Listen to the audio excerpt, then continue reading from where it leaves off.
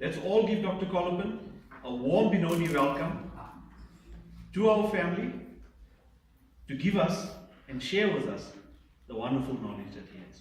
Dr. Kolapan.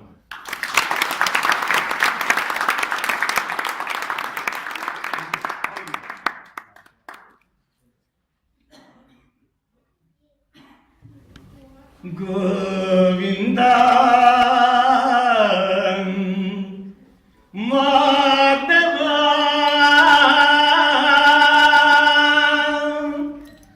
Gopal Keshava Jai Nanda Mukunda Nanda Govinda Radhe Gopala Radhe Gopala Radhe Gopala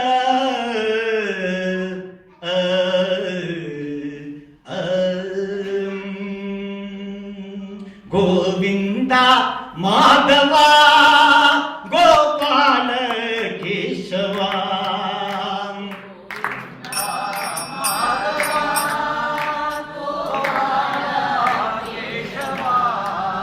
Govinda Madhava Gopala Keshava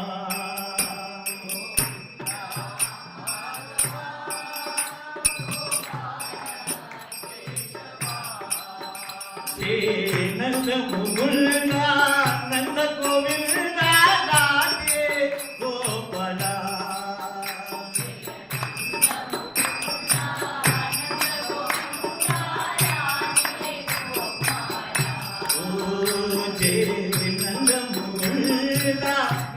Govinda Radhe Gopala Nanda Mukunda Nanda Govinda Radhe Gopala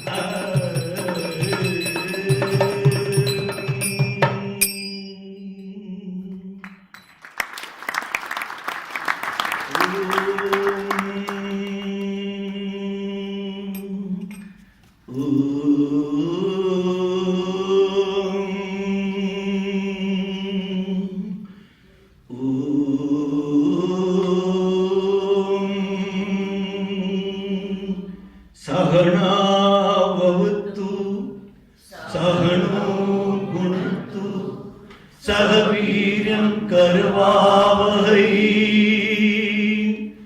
तेजस्विनावधीतमस्तु मा विद्विषावहै। ओम शांति शांति शांति।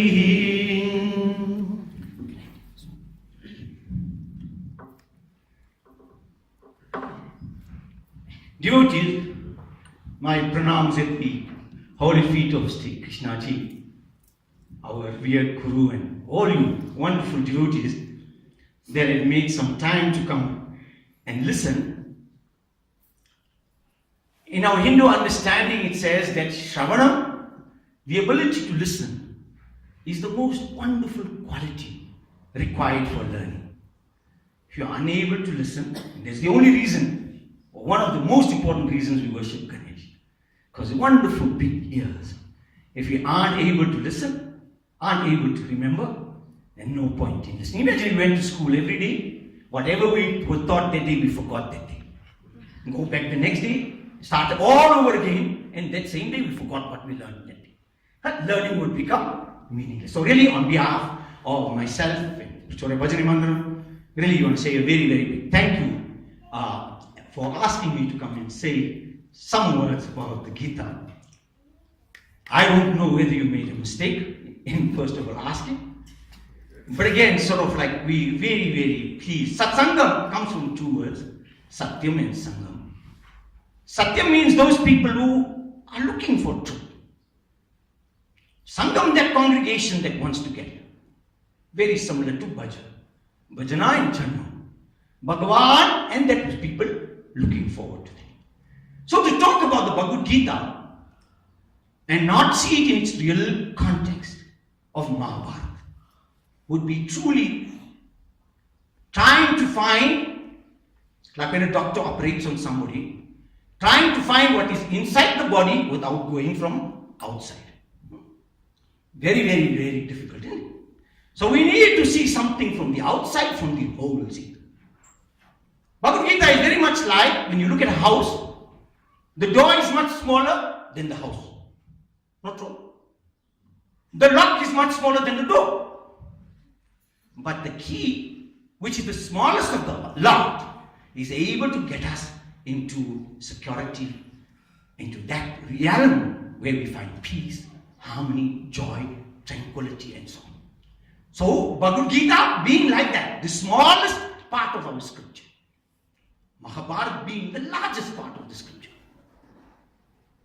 So, in order for me to be able to say something about the Gita, I asked Shanti to prepare something on Mahabharata, so that we can see it in its context. Whenever we look at a frame of a picture so beautiful, we never ever look at the frame on the outside, isn't it? We always look at the picture. You ask somebody, please tell me about the frame. The frame was there. No one saw, isn't it? So like that very much, we have to look from outside in. See, when you look under a microscope, you have to first get yourself eye into focus where that's what you want to look at. Then the longer you look inside there, the bigger something becomes. Similarly like that. Gita is very much like it. So without sort of like saying much about the Gita, I'll ask Shanti to say something about Mahabharata, which again sort of has the Gita as a part of that. Now Shanti, you know, always comes to this mandir, always plays out of tune, always sort of I struggle so much. You saw when I'm singing how difficult it is. But we can't choose family. See, she's my sister's daughter. So you can't choose family. And families like that, you have to sort of like make the sacrifices. So we hope Shanti will tell you a little about Mahabharata, and then I will try to tell you something about Gita.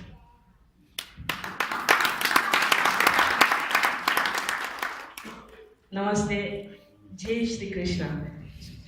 I'm not sure if I had to learn Mahabharata to repay my debts for not playing in tune for all these years. So it's really it's a great opportunity for me to be able to speak to you today about this. I have been reading and learning about the Mahabharata for the past couple of months, and I haven't been able to stop because Mahabharata is massive just by its very name. Maha means this great epic that we have. Mahabharata is one of the two itihasas that we have in Hindu understanding. Itihasa means, unlike a Puranic or mythological story, an itihasa is one which finds its roots in historical events. So, the two itihasas are the Ramayana and Mahabharata.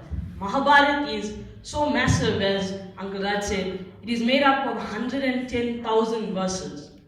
This is bigger or longer than any kind of scripture that we can find even in the Western world. The combination of all these scriptures doesn't match this 110,000 verses, of which he's going to speak about 700 verses roughly, which make up the Bhagavad Gita. Mahabharata, as I said, comes from that one word. Maha means great. Bharat, from the root word bhavam, so meaning love. This great love of God. If you understand the meaning of Gita, the divine song of God, or just the song of God, this is the love of God. And in this great love of God, we find this beautiful Bhagavad Gita. Mahabharata also refers to, Bharat refers to the great land of India, Bharatavarsha, from which comes so many wonderful things like the art of yoga, meditation, Ayurveda, so many things that have spread across the world, not only in Hindu or Indian origin, but to all sorts of people across the world. They have taken the world by storm, and all of this find its roots in this great land of Bharat. So, just in its name itself, we can understand how enormous this entire scripture is.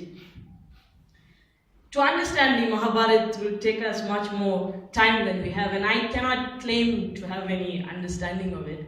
I have learnt a small amount, and I hope to share that with you.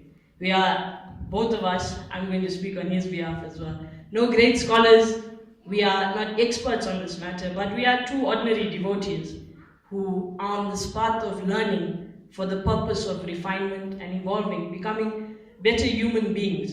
And it is with this intention that we have tried to put together something to share with you today, that what does Mahabharata and Bhagavad Gita mean to us as devotees, as people who are trying to become better, that's all. At its simplest, refinement and evolvement, evolvement simply means that we are trying to improve ourselves. We are trying to become better, smarter, kinder, more loving, more dharmic human beings. That's all it is.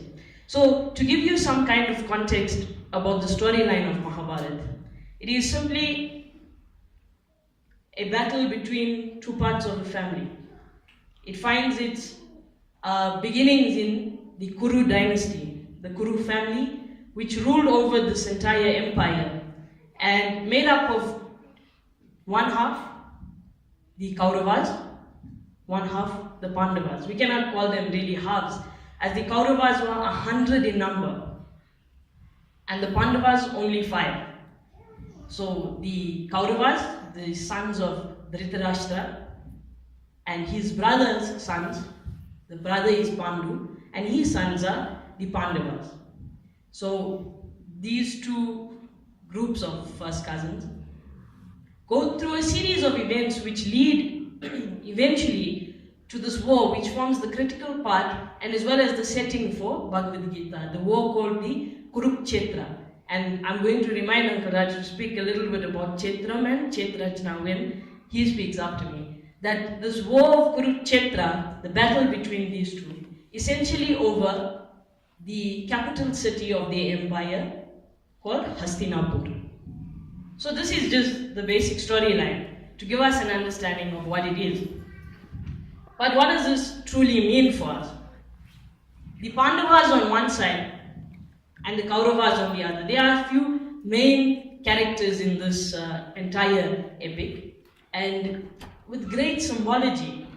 I mentioned Dhritarashtra, the father of the Kauravas.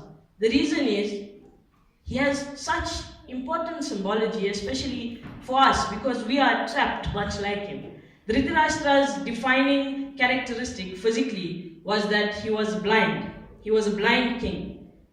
And this blind king represents the blind mind of a human being. What resides in our mind? We say mind, all the time, but what resides there. In the mind lies our emotions, our likes, our dislikes, our anger, our jealousy. And this is why Dhritarashtra is the one who had 100 sons, all the Kauravas. These 100 sons represent all the negative tendencies of the blind mind. The mind is not bad on its own, but when we are blind to knowledge, when we are blind to understanding, then we give rise to 100 is not even enough, but 100 represents those tendencies that run away with us when our mind is blinded. On the other side, we have the Pandavas, who represent so many different good qualities. The Pandavas represent the control of the 5 senses. They represent the control of the 5 organs of action. They also represent the 5 chakras, or 5 of the chakras in a human body, which we understand that when we start to learn, when we start to improve ourselves, our energy starts rising from one chakra to the next. That is also why these Pandavas are different in age, because one is older than the other, symbolizing this rising of energy. So there is so much to be learned in this Mahabharata. But for me, personally, after reading so much about it, what I have to say is that we have to realize that this battle of Kurukshetra happens in our minds, in our lives, every single day. A fight between 2 families or 2 members of a family is not something that we cannot relate to. I'm sure that all of us can understand that, whether it happens in a small way or a big way in our homes. These things happen. It is something we can relate to. And it is something we have to deal with every single day, this battle which goes on inside of us. The Pandavas representing our good qualities, the Kauravas representing our negative qualities. And this battle that happens when we have to choose what to do, when we have to choose whether we have to study or whether we have to go and meet up with our friends in the evening because we're writing a test the next day. That is the battle of Kurukshetra happening in your mind. Do you have the power of discipline, the power of Dharma represented by the oldest Pandava, Yudhishthira? Yudhishthira is the son of Dharma. He is the son of Yamaraj and his mother Kunti. Yamaraj is called also Dharmaraj. What is Dharma? Dharma is that which is righteous, that which is our duty, that which we are supposed to do, that which we cannot waver from, and that which, if we act in Dharma, will always uphold harmony in the universe. So, like that, when we're making a simple decision or seemingly simple decision like that, do we have this Dharma on the one side, which is represented by Yudhishthira, which is stronger than the negative qualities on the other side, the laziness, the desire, the want to do what is pleasurable for us? That is the battle of Kurukshetra happening every single day. And the most important thing to remember is that, or not the most important thing, but a very important thing is, in this entire battle of Kurukshetra, the Pandavas and the Kauravas were both well known to Sri Krishna. He had a part to play in their lives up on the entire series of events leading to this war. And before the war could take place, they had a choice to make.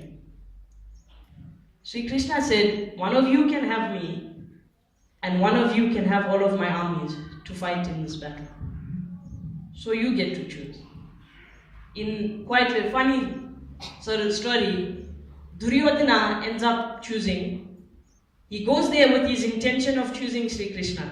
But when Krishna says, you can have me, but I will not fight in the war. I will simply be by your side. I will guide you, I will advise you, but I will not fight.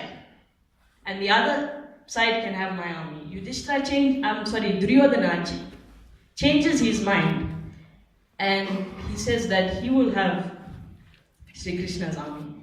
So the Kauravas get the army of the Yadavas, which was Krishna's army, and the Pandavas get Sri Krishna himself. So what do we learn from this? We have to learn that choosing God first, choosing divinity, choosing spirituality, choosing that which is good to always be on our side is that which can overcome anything. The Kauravas are 100 in number. The number of divisions in their army were 11. The Pandavas were only 5 in number. The number of divisions in their army, 7. So numerically, the Kauravas overpowered the Pandavas. But they had this on their side, Sri Krishna. And what does he represent? He represents that divine love, compassion, knowledge, enlightenment, that which gives meaning to our lives. So, irrespective of how difficult the opposition may seem, if we choose correctly, this is one of the biggest themes in the entire Mahabharata as well as Bhagavad Gita. He speaks a lot about this, is choice. It is your choice, always. When you choose what is right, when you choose what is good, then you can you can overcome any challenge you may face, irrespective of how massive it seems, how huge it is, how the numbers shouldn't matter to you. As long as you choose what is right, that which is right will always protect itself and the one who upholds it. So, what I wanted to say about choice, and I'm going to wrap it up, because I could talk for a long time, and if you know that he's going to talk for longer than me. So I don't want to confuse you in any way, but to remember that choosing what is right, it's our choice. And Sri Krishna says this, or plays this out so beautifully. The Mahabharata doesn't end after the war of Kurukshetra is fought. And after the war is fought, Pandavas have lost so many people, yet they come out victorious. So showing that good people who make good choices are not living a life of milk and honey. It's not all easy and you're not going to face a challenge. You're going to face lots of challenges. You're going to lose some things. But you will come out victorious, always. And that is the victory, not of any small or material thing. It is the victory of our higher selves over our lower selves. It is the victory of higher thinking over lower thinking. So that, as I said, we can always be improving. We can always be rising. We can always be becoming better. So, at the end of it, after the war, someone asked Sri Krishna, you are an avatar of Mahavishnu. There was this terrible war fought. For the war of Kurukshetra was a fierce and difficult one for both sides. And you could have stopped this entire thing. You are God. Why didn't you stop this? Why did you let a family become destroyed over a capital city, Hastinapur? Hastinapur means the city of elephants. And in Hindu understanding, elephant represents royalty. It represents that great sense of comfort and a lot of pride and all of those things. And that is represented by this capital city of Hastinapur that they fought over. So, you let all of this happen. You let the whole Kuru empire even suffer great losses. The people of this dynasty had to all go through this. Why, Sri Krishna? Why did you do this and you couldn't stop it? You had the power to do it. And his response is that in comfort you will learn nothing.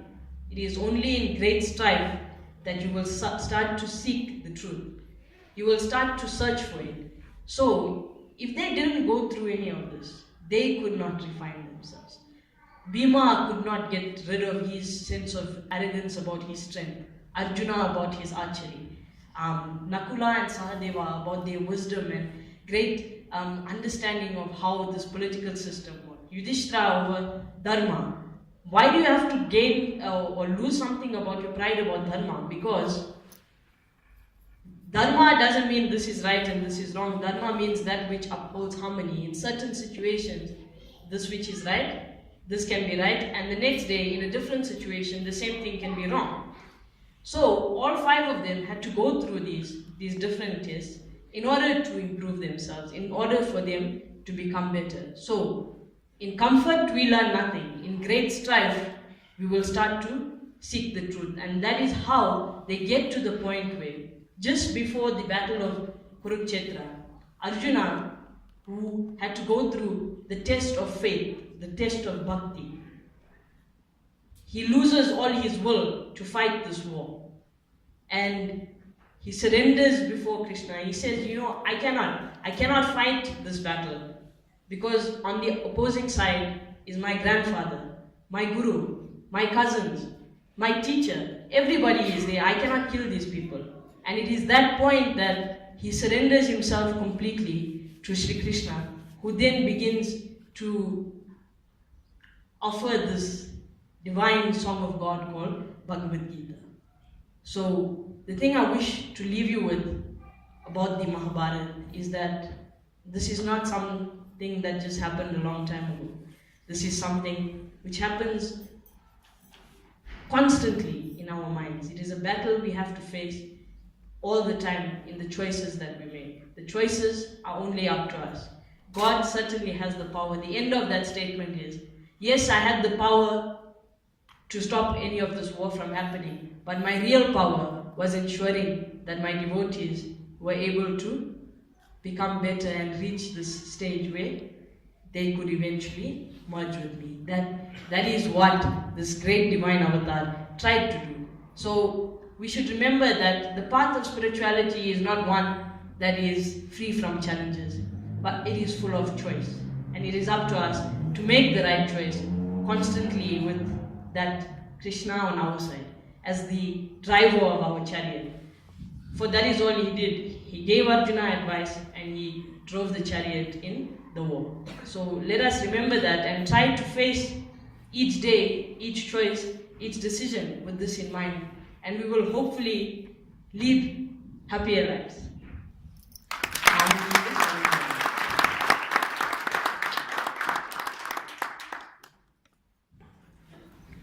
In fact, Hinduism is a very, very confusing religion. In fact, it tells us, Ahimsa Paramo Dharma. Ahimsa is our greatest dharma. And not a single story in Hinduism is free from fighting. If you ever watched a soap series on television, you will understand this nation only fights. Every single program has got mother-in-law fighting with daughter-in-law, this one thing, and so on. So we need to understand truly where this fight is, isn't it? This fight is in our mind, just like Shanti mentioned. And then when we realize that it is a battle to be peaceful, not true. It is a battle to be educated. It is a big fight to attain your highest worth in the world. It doesn't come easy. You're fighting continuously with your negativity, believing that you cannot on one hand, and your positivity telling you on the other hand, I can do anything I wish. Often it is the parents that are more positive and the children that are negative. Not any positivity in the minds of children today. So this Bhagavad Gita is so beautiful. It is the song selection, isn't it? I often think when we sing just now, when we heard Hey Nath Narayana Vasudeva, oh Govinda Madhava, how beautiful that sounds.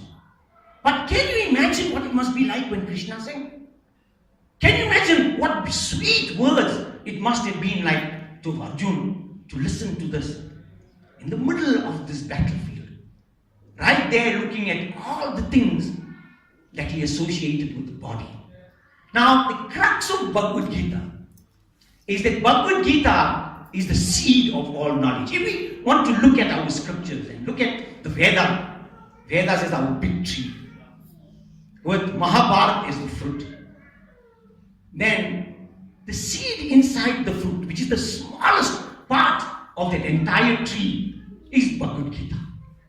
But we know, if you are a horticulturalist, you know that if you have the right type of seed, great harvest will always be there. One fruit can give rise to many trees, not true? Similarly, like that, Bhagavad Gita has lent itself to so many scriptures, so many interpretations, and so many ideas about knowledge. So you all know that Bhagavad Gita was written in 18 chapters, and each chapter, the first one, struggled with Arjuna's sorrow and how it ended up with Arjuna believing, becoming sure that he should make the right choice and fight. So I'm not going to tell you about every single chapter. I would like to tell you how Bhagavad Gita affected and changed my life. How being a devotee of of God and trying to run and establish a temple, how Krishna's teachings should impact on us every single day of our lives. So the Bhagavad Gita is not for the shelf. When we used to go around collecting money for our temple, many people say, "Doctor, you have to look at my collection. Come and see my bookshelf." And when you go in there, the cell phone is still around the books. So in Vedas it says, what is the use of a Veda on a donkey's back? Absolutely useless, isn't it? It also says in that same scripture, what is the joy or benefit of writing something if nobody reads it? What's the point of reading something if you don't reflect on it? What's the point of reflecting on something if you don't act on it? What's the point of acting on something if you don't get the desired reaction from it? So in our life, knowing means nothing. It is karma or doing that means everything. So like that, if we believe that Bhagavad Gita is the seed, and the seed can give rise to magnanimous trees and so on, then that is what we need to follow. In the genetic structure of a seed, everything is there for it to give rise to many other plants, many other fruit, and so on. So this song that Krishna sang to Arjuna is about how do you erase confusion in your mind. If you understand that the root of all confusion is my own ignorance, isn't it? If I knew about television, I can fix the television. If I knew about medicine, I can solve my problem, isn't it? So ignorance is the root cause of all our problems. So Arjuna's greatest ignorance was identifying himself with the body, isn't it? He saw his teachers, his uncles, his cousins as extensions of his body, isn't it? And when we identify ourselves with the body, we lose self-out, that enlivening principle that is within the body, isn't it? So in this understanding of Bhagavad Gita, Krishna speaks about, you need to know what Kshetram is. You need to know what Kshetrajna is. So Kshetram, this body, is made up of 5 elements. You know, earth, water, fire, air, and ether, isn't it? We have 5 elements. We have 5 pranas, isn't it? This life force that keeps us breathing. See how arrogant human beings are, isn't it?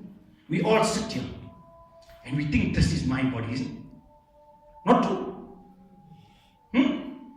Are you ever doing anything to make your heart beat? Are you doing anything to remind yourself to breathe? Are you doing anything to instruct your bones to make its blood? Are you doing? Anyone here? Doing on its own, isn't it? Yet we have the audacity to say, this is my body, isn't it? In our Shastras it says, only that which you have control over, you can say is yours. True. That's why we say, that's my wife. Not true. Because I have control over that. That which I have control over, that will be mine. But this body I can't say is mine, isn't it? I have absolutely no control. So this body is called Kshetram. Everything that is Prakriti. Prakriti means that which comes from nature. That which is seen throughout by our 5 senses is Prakriti. That which enlivens Prakriti, that which gives life to Prakriti is Purusha or is consciousness. And that is the know, that is Kshetrajna. Arjuna, you must believe. You need to understand that when you slay the body, you slay Prakriti. You can do nothing to the energy or Atma or the Purusha that is inside. So he says very clearly in there, this Atma cannot be dry, isn't it? It cannot be wetted, isn't it? It cannot be burnt. That's why we Hindus, when we die, we just take that Prakriti body and we cremate it, isn't it? Because nothing happens to the Atma. So like that, when we understand that in this body of ours, it is made up of 24 constituents. It's made up of 5 elements, 5 pranas, 5 indriyas, the organs of sensation, organs of action. And like that, it is made up of all these various, the mind, the intellect, the ego, the subtle body of ours that truly goes from one body to the next, that which reincarnates from one lifetime to the other. When we understand that we have this composite of both Kshetram, that part of Prakriti, and Kshetrajna, that which is the knower of the field, we understand that this is who I am. And you know that our temple is called Shree Ayyappa. What is our temple called? Shree Ayyappa Kshetram, isn't it? It is that field that we hope all our karma will be worked out. It is in that space that when we do work as an offering to Bhagavan. So one of the greatest teachings Krishna tells Arjuna. Learn what karma that you offer to God is. He calls it Nishkama karma. That when I do any action, never thinking about the fruit of that action, never thinking about what I can get from that action. This total renunciation of the fruit of action, selfless action, doing action for the sake of bettering my society, bettering my understanding, and so on. So when I do that kind of action, I will elevate myself from this simple type of living to the highest form of realization. So he tells Arjuna in this, you should understand that you are made up of a body, you are made up of consciousness, and the entire field of your activity should be to learn how to offer work as worship. Now, how many of us actually go to work and do work for work's sake? Today we have to have workshops, isn't it? Workshops in our work environment to teach people how to work. Not true. We have to get really, they get paid. These motivational speakers come and tell you about the attitude when you walk in, how productive you can become, and so on. Only because you only worried about the check at the end of the month. If it wasn't for that check, no work will be done at all, isn't it? So the idea that Bhagavad Gita says, you should not worry about the fruit of your action. You should perform your action as an offering to God. When you are able to do that, because imagine, we would make this world into a heaven overnight, wouldn't we? Imagine if you went into the passport office and that officer there was really a bhakta of Krishna. And she said, oh, really, today I'm going to solve any problem that you have. I think we'll all drop dead, isn't it? Isn't it? If you went to the Home Affairs office, I've been there recently to organize some of our people that are coming from India to do the Indianization of the temple. And again, it is a big mission, isn't it? They can't tell you what you don't have right, but they can tell you it's wrong, isn't it? True. They told me I'm writing or applying on the wrong form, but they couldn't tell me what is the right form.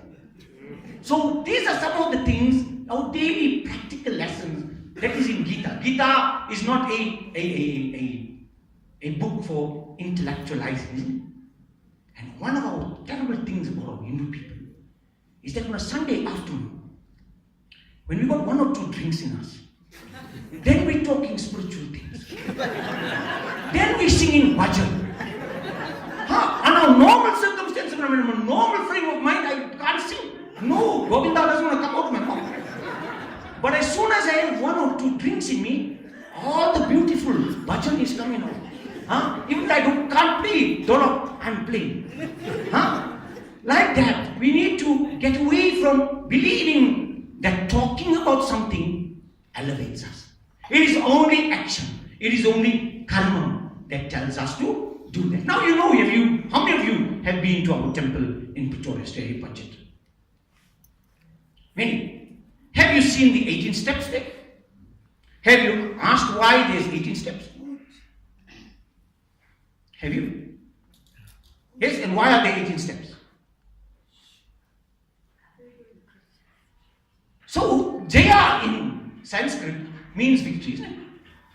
And Jayam's numerical number is number 18. That when we want to be victorious in life, and we remember this number 18, we'll understand that there is a way of how we navigate through our lives to become victorious.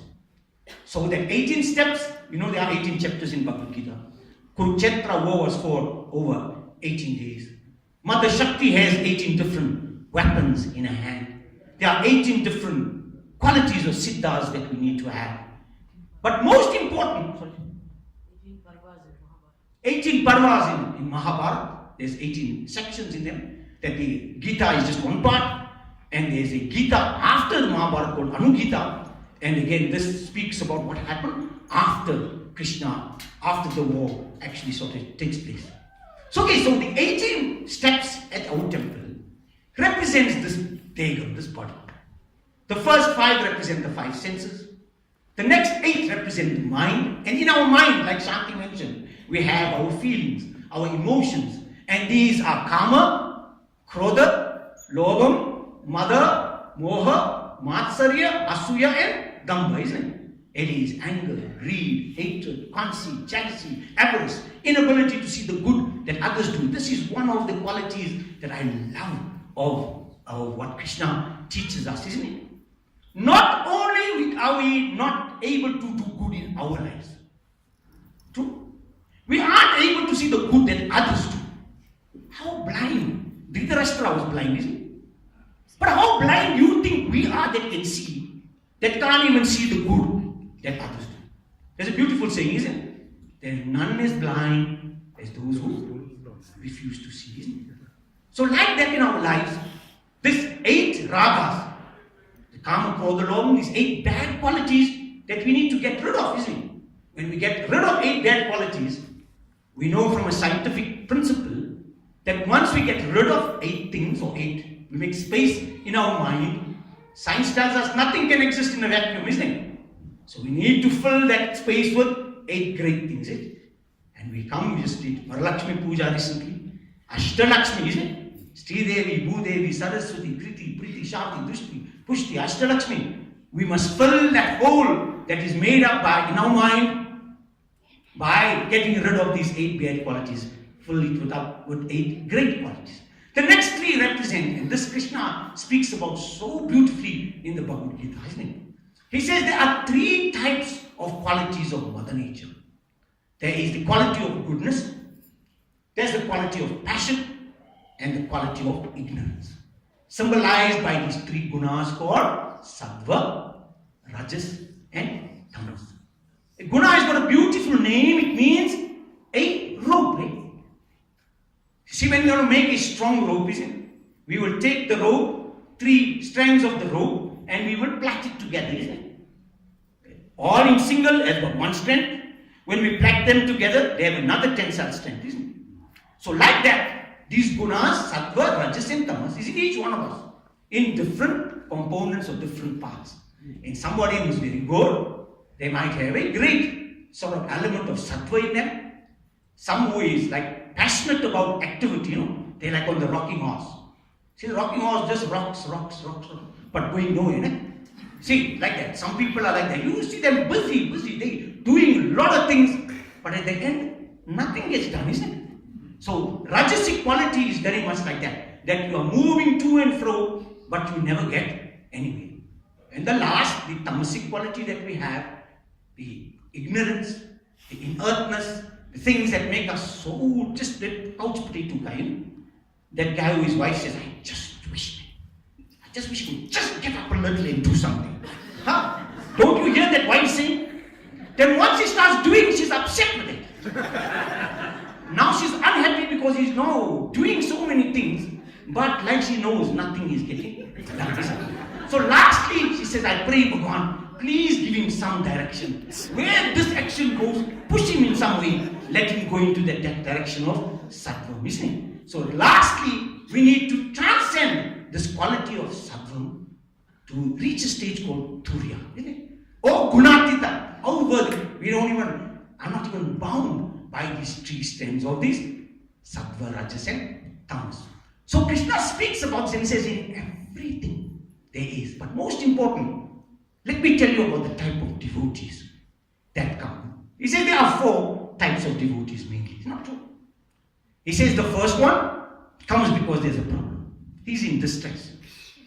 He comes there because Child is not passing license, driver's license. He brings big tray of fruit, milk, agrabati, their pan, supari, all their things. And he brings to the temple, please, Bhagwan, make my child pass this driving test. He is not worried even the child is driving on the pavement, going everywhere. But only worried about she must get that piece of paper so she can drive. Let she bump into everybody else, not worried, but let she get that driving. The next one, he says, one who truly wants some material benefit. That person is opening one big shop.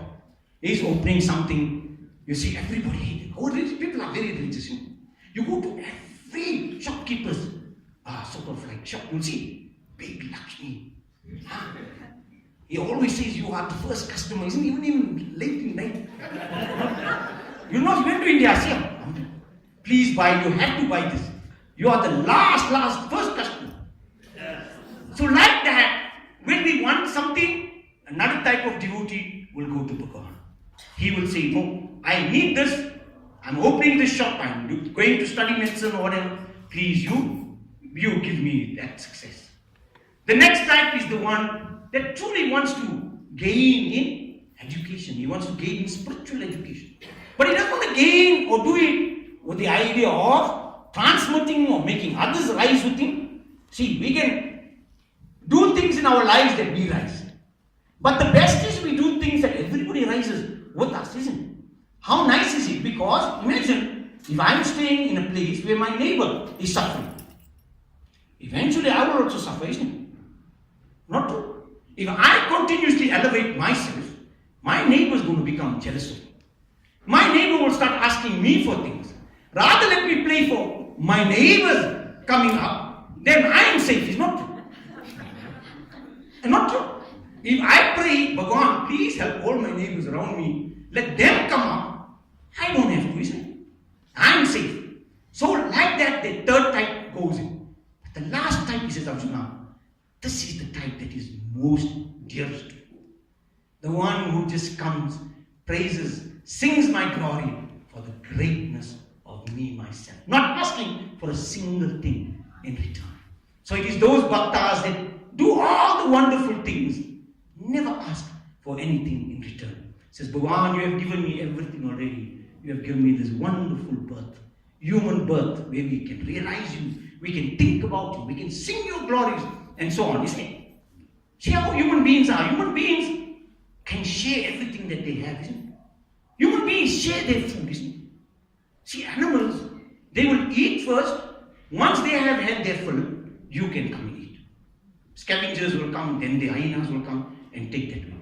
But we say, Aditi Devo Bhava. Not true? Guruji? No, my guest is more important. I'll never eat. Today we had a very good example of this in our temple. We had some people, they sat under the tree and they had their food and all. So I took some prasadam and I went to offer them. So as I just stepped near them, said, please, doctor, come and eat with us. And I saw one day the jalebi, everything was there, half eaten already. So I said, what kind of people you are? After you have eaten, you are inviting me. You should have first come, then say, doctor, please come and share with us, and then start eating, isn't it? But human beings, we're wonderful. We would never eat before our guests have eaten, isn't it? So that quality of ensuring that we see Bhagavan in every other being, so beautiful. Namaskar, Namaste, teaches us.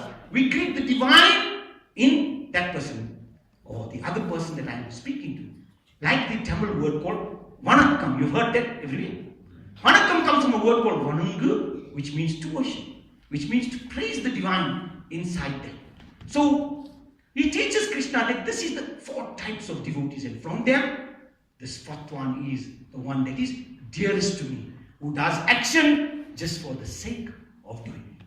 So in that 18 steps at the temple, the first 5 is the 5 senses, the next 8 is the mind, the next 3 is the gunas, and last 2 is vidya and avidya, which is parts of my ego. You know, when you are a doctor and you walk into the temple, you saw how I walk. You saw. You saw when I walked in. Huh? I just lift my chin up a little like this, shoulders nice, and then I walk in. And I make a grand appearance, so everybody must see, isn't it? Not true. So ego is like that. Ego wants to make you believe that you are something that you are not. When Hanuman was asked, Ramji asked him, what is the relationship, Hanuman? What is my relationship with you? He said, from the standpoint of my body, you are my master and I am the servant. He said, from the standpoint of my jiva, from my individual consciousness, this confined consciousness in this body, I am part of you. But when I think of myself as that universal consciousness, I am one with you. So it is a beautiful description of how our philosophies have been generated over time. That when it's completely separate like master and servant, Dvaitam philosophy, that of duality. When I think I am part of you, that of Vasishta Advaitam, that very different, that I am similar to you but not of the same. And the last one, that of Advaita philosophy, that of being one with each other. So these 18 steps, when we climb it once a year, we pray at the bottom of it, say, Bhagavan, let me transcend my body, my mind, my intellect, my ego, to find that consciousness that is beyond that which enlivens all these others. So at that temple, the symbology of the 18 steps reflects a great deal of what Krishna Bhagavan teaches. Another beautiful teaching of Krishna, you'll see what we do in temples. When there are two families like Kauravas and Pandavas, bringing prasadam to the temple, you'll see the ones that, when I take prasad to temple, I don't just buy from the ordinary hawkers like banana and apples. I go to food lovers market. And then I choose the choicest, that real smart. I feel every fruit before I offer it. Yet Krishna said in Bhagavad Gita, you offer me a drop of water, one leaf, a leaf, and a fruit. Above all, you offer me your pure mind. Even above this little bit of water, fruit, flower, a leaf, you offer me this pure manas. So, what are we doing in our temples today? At all our festivals, there is no place for the people to sit when you see the prasadam trays that come. Yet we have starving people outside these temples. So we need to rethink that. We need to go to Bhagavad Gita again and find out what Krishna says about what we should be offering. The other thing that always I wondered and pondered about is how beautiful Krishna speaks about these 4 classes of beings in Bhagavad Gita. Not true? Speaks about Brahmana, Kshatriya, Vaishya and Sudra. He says these 4 classes of beings are found everywhere. Most important, it is determined by, see the lion in the jungle, isn't it? He's been crowned king of the jungle, isn't it? Not true? We say lion is the king of the jungle, isn't it? So did somebody go and take one crown and put it on the lion and say, now you are king? It is the lion's action that has ensured that he is the king of the jungle. So similarly, in our lives, our karma or our action that we perform should determine what we are. We should be judged by what we do and not what we say. And so many people, one saint, Tiruvalluvar, who lived 2,500 years ago, if you ever go to Kanyakumari, you will see there's a big murti, almost 4 stories high, of this great saint Tiruvalluvar. And he said, do not tell me who you are. Show me what you do, and I will tell you who you are. So like this, Krishna says there are 4 classes of people. Those people who have a temperament for knowledge, who are able to educate others, who are able to spread knowledge, wisdom, and so on, they will be called Brahmanas. Those people who have the physique and the mental inclination and temperament to protect people will be called Kshatriya. Those people who serve the economy of a land, all the farmers, all the people doing business, all the people who upkeep the economy of a society, they will be called Vaishyas. And lastly, those people who do all the work will be called Shudras. So which one of these are more important than the other? Sorry? So like the plant, isn't it? Which is important for the plant? The air, water, soil, fertilizer, light. Which is important? Every one of them, isn't it? So it's like having a brand new car, isn't it? But you have no wheels. Can you imagine what it might be like? Or having a car with great wheels but no steering wheel. There is not one part of that vehicle that is more important or less important than any other part. So in our society that Krishna explains how it is divided. In one family we could have one son with the temperament of a Brahman, another with the temperament of a Kshatriya, another with the temperament of Vaishya, and the last one can have the temperament of a worker. So there is no sanction in our religion for the caste system that subsequently came from this erroneous interpretation of Bhagavad Gita. In one family we can have all four of them. So where does birthright come into determining what kind of human being you are? So this is a very, very important part of Gita that Krishna sort of like tells us. So again, these four classes, they all are equal and so on. The other important thing that Krishna tells us in Gita is that human beings are made up of a mind, they're made up of a heart, and they're made up of hands and feet. So similarly, when we have a devotee that is really sort of like very good at using his hands and feet, he will choose a union with me called yoga, using his feet and hands and performing karma. If we have a very, very emotional kind of person, in his heart, you'll see it amongst yourself. Some people just see other people, doctor taking blood from them, they cry. You saw it when you saw a surgeon. Not only you have to support the patient who's taking you're taking the blood from, but you have to support the other one who's fainting just next to them, isn't it? So like that, this understanding that we have these different forms of union with God. Jnana Yoga, the one whose brain, his analytic ability is more than his ability to feel. How often you find it? No? In your workplace, this guy is so good at what he does. But everybody else, the day somebody happened to him, but he parked somewhere. Wasn't worried to go and help. Wasn't worried to go and give some kind of assistance. Because his mind is developed, but his heart is not developed. The ideal devotee is one who has karma, who has bhakti, who has jnanam, who performs Raj Yoga, that complete individualism that can do that.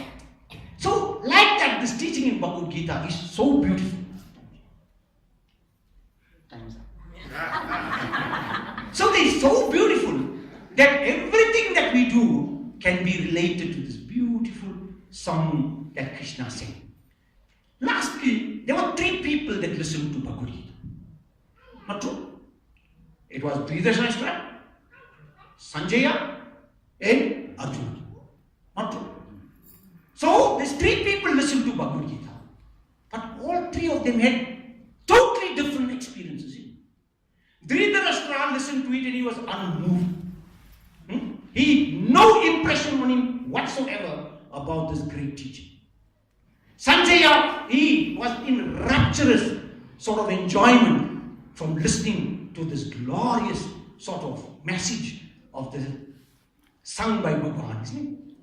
And Arjuna, it uplifted him, it inspired him, and it created this victorious personality.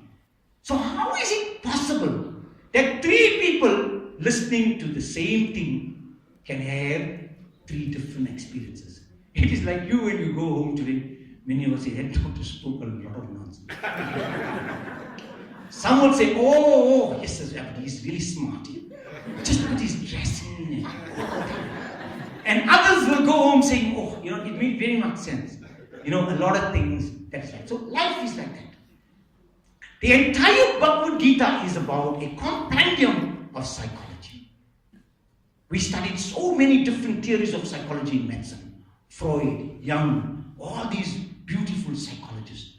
But the greatest psychologist of all was Krishnaji. He knew a recipe for every single one. Therefore, you should never call the Gita the Gita.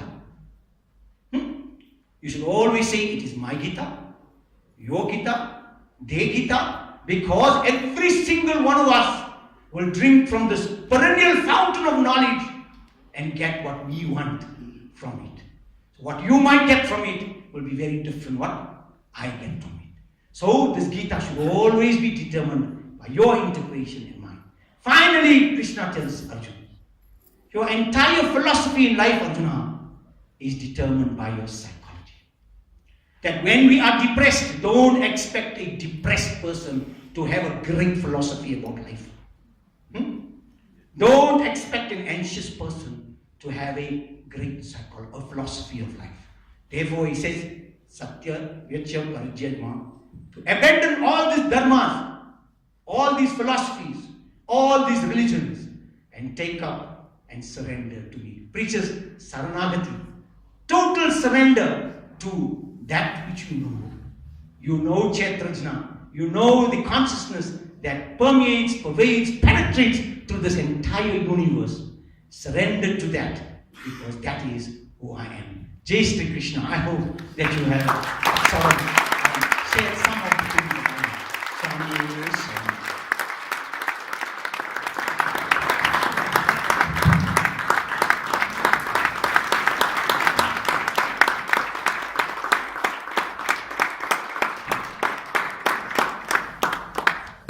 A big thank you to Dr. Kolapan and Shanti as well. Thank you so much.